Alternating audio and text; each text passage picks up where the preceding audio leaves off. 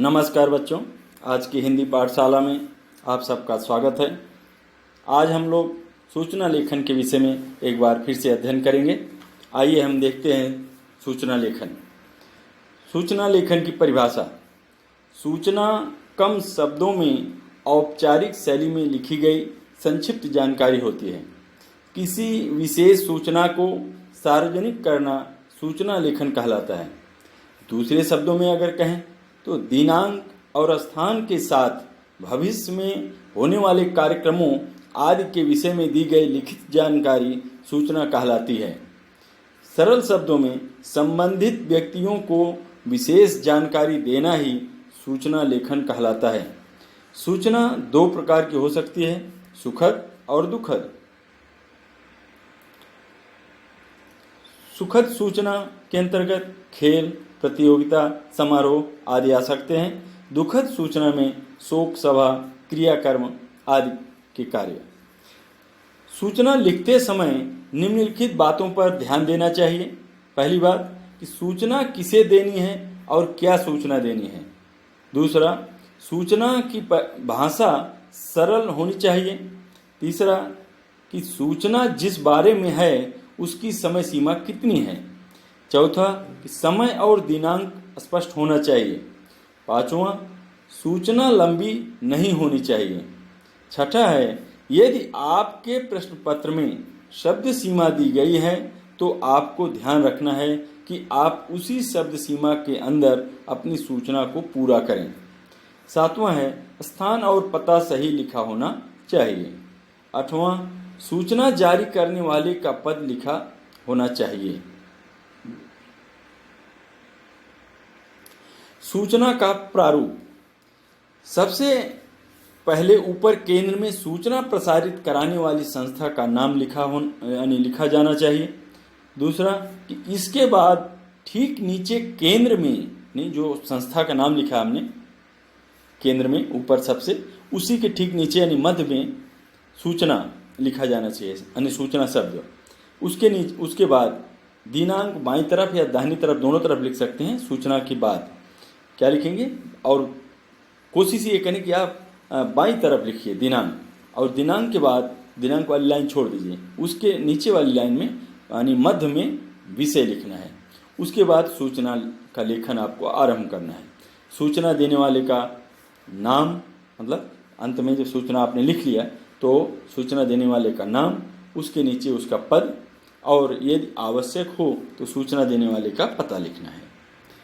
यानी प्रश्न के ऊपर निर्भर करता है कभी कभी कि किस तरह का प्रश्न है, उसके अनुसार यदि आवश्यक है तो, नहीं तो सिर्फ नाम और उसके बाद पद लिखना है, और दोनों ये बाईं तरफ ही लिखना है। सूचना लेखन के उदाहरण, मैं आपको दो उदाहरण लिख के दिखा रहा हूँ, उसके बाद आपको भी लिखना है।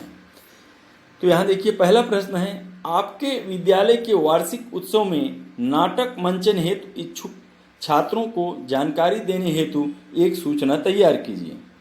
अब ऊपर सबसे देखिए यहाँ लिखा है डीएवी पब्लिक स्कूल, ठीक है, संस्था का नाम डाला हमने। उसके बाद यहाँ पे उसके नीचे ही मध्य में सूचना लिखा। उसके बाद सूचना के नीचे बाईं तरफ हमने लिखा दिनांक 2/8/2020, नाटक मंचन का आयोजन, फिर उसके नीचे लिखा इस विद्यालय के, अब यहाँ सूचना लेखन चालू हो गया। अब इस विद्यालय के सभी छात्रों को सूचित किया जाता है कि विद्यालय के वार्षिक उत्सव में नाटक मंचन किया जाएगा। जो भी छात्र नाटक में अभिनय करने के इच्छुक हों वह 3 अगस्त 2020 को अंतिम 2 कालांश में स्क्रीन टेस्ट हेतु विद्यालय के सभागार में उपस्थित रहें। फिर उसके बाद अंत में आपको लिखना है यहाँ जैसे अपना यानी कोई काल्पनिक नाम, जैसे यहाँ हमने लिखा है राकेश कुमार, छात्र सचिव। अब उसके बाद ध्यान दीजिएगा, दूसरा प्रश्न है कि आप GD Goenka international school Vesu Surat में हिंदी साहित्य समिति के सचिव हैं। आपके विद्यालय में आयोजित दोहा गायन प्रतियोगिता के लिए विद्यार्थियों को आमंत्रित करते हुए एक सूचना पत्र लिखें। ठीक है, मैंने क्या प्रश्न बोला आपको कि आप GD Goenka international school Vesu Surat में हिंदी साहित्य समिति के सचिव हैं। आपके विद्यालय में आयोजित दोहा गायन प्रतियोगिता के लिए विद्यार्थियों को आमंत्रित करते हुए एक सूचना पत्र लिखें।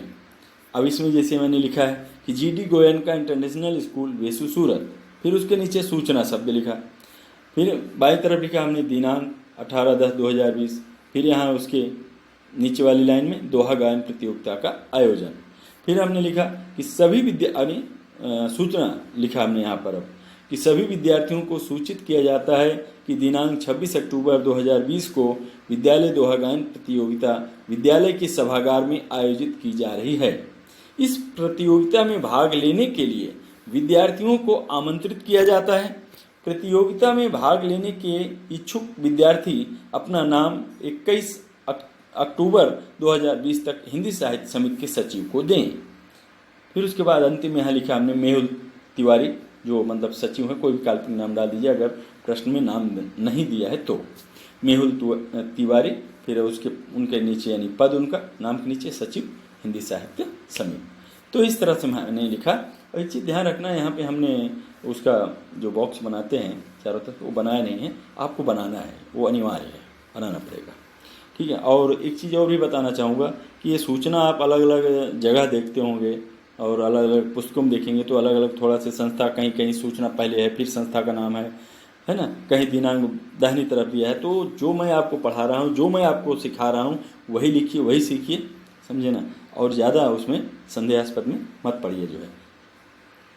और उसके बाद इसी आधार पर जो मैंने आपको प्रारूप बताया है, इसी आधार पर आपको मैं 2 प्रश्न दे रहा हूँ। इसी प्रारूप के अनुसार ही आपको अपने क्या कहते हैं, अपने गृह कार्य की कॉपी पर दोनों प्रश्न का उत्तर आपको स्वयं लिखना है।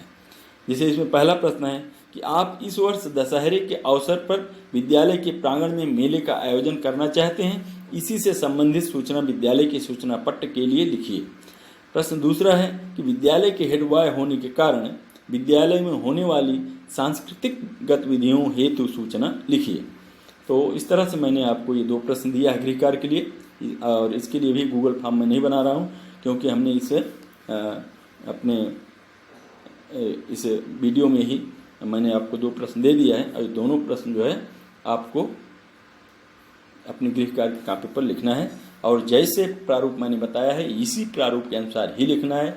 आप ज़्यादा भटकिएगा नहीं, क्योंकि कहीं नेट पे मारेंगे, सर्च मारेंगे, कहीं कुछ दूसरा दिया है। दूसरी, आप बहुत सारी आजकल बाजारू पुस्तकें उपलब्ध हैं, उसमें आप देखेंगे थोड़ा सा अलग दिया होगा। तो मैं जो ये बता रहा हूँ यही एकदम सही है, यही मतलब इसी के अनुसार ही आपको लिखना है, तभी आपको नंबर मिलेंगे, समझ गए ना। तो आशा रखता हूँ कि आप लोग समझ गए होंगे और आप जो है गृह कार्य अपने यानी पूरा भी करेंगे, अपने CW पर लिखेंगे भी। तो इन्हीं शब्दों के साथ मैं अपनी वाणी को विराम देता हूँ। धन्यवाद।